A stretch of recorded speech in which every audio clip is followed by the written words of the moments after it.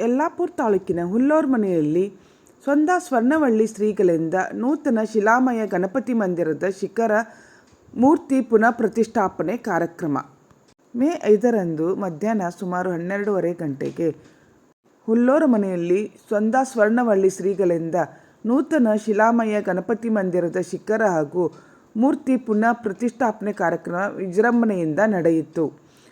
ಸ್ವರ್ಣವಳ್ಳಿ ಗಂಗಾಧರೇಂದ್ರ ಸರಸ್ವತಿ ಸ್ವಾಮಿಗಳು ಶ್ರೀ ಗಣಪತಿ ಮೂರ್ತಿಯ ಪುನಃ ಪ್ರತಿಷ್ಠಾ, ಶಿಖರ ಪ್ರತಿಷ್ಠಾ, ಶ್ರೀಚಕ್ರ ಚಂಡಿಕಾ ಪರಮೇಶ್ವರಿ ದೇವಿಯ ನಾಗದೇವತೆಯ ಪುನಃ ಪ್ರತಿಷ್ಠಾ ನೆರವೇರಿಸಿದರು.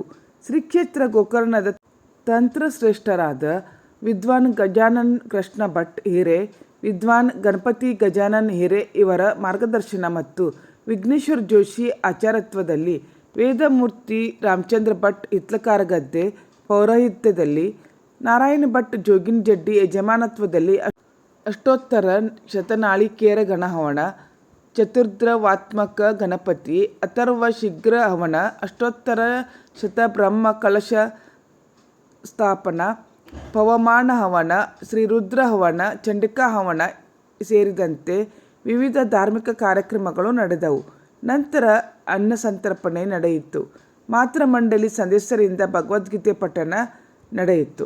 ಸಾಂಸ್ಕೃತಿಕ ಕಾರ್ಯಕ್ರಮದಲ್ಲಿ ಮಾರ್ದವ ಫೌಂಡೇಶನ್ ಹಾಗೂ ದೇವಸ್ಥಾನ ಆಡಳಿತ ಮಂಡಳಿ ಸಹಯೋಗದಲ್ಲಿ ಭಕ್ತಿ ಸಂಗೀತ ಕಾರ್ಯಕ್ರಮ ಜರುಗಿತು. ಗಾಯನದಲ್ಲಿ ಗೋಪಾಲಕೃಷ್ಣ ಭಾಗವತ್, ಸುಧಾಮ್ ದಾನ್ಗೇರಿ ಹಾಗೂ ವಿಭಾ ಹೆಗಡೆ ಯಲ್ಲಾಪುರ್ ಗಾಯನ ಪ್ರಸ್ತುತಪಡಿಸಿದರು. ಇವರಿಗೆ ತಬಲಾದಲ್ಲಿ ಭೀಮಾಶಂಕರ್ ಬಿದನೂರ್ ಮೈಸೂರು, ರಾಜೇಂದ್ರ ಭಾಗವತ್ ಹೆಗ್ಗಾರ್ ಹಾಗೂ ಸಂವಾದಿನಿಯಲ್ಲಿ ಸತೀಶ್ ಭಟ್ ಹೆಗ್ಗಾರ್ ಸಹಕರಿಸಿದರು. ಮಾರ್ದವ ಫೌಂಡೇಶನ್ನ ಮಂಜುನಾಥ್ ಭಟ್ ನಾಳಶೇರು ಕಾರ್ಯಕ್ರಮ ನಿರ್ವಹಿಸಿದರು. ಅಪಾರ ಸಂಖ್ಯೆಯಲ್ಲಿ ಭಕ್ತರು ಆಗಮಿಸಿ ಶ್ರೀದೇವರ ದರ್ಶನ ಪಡೆದು ಪುನೀತರಾದರು.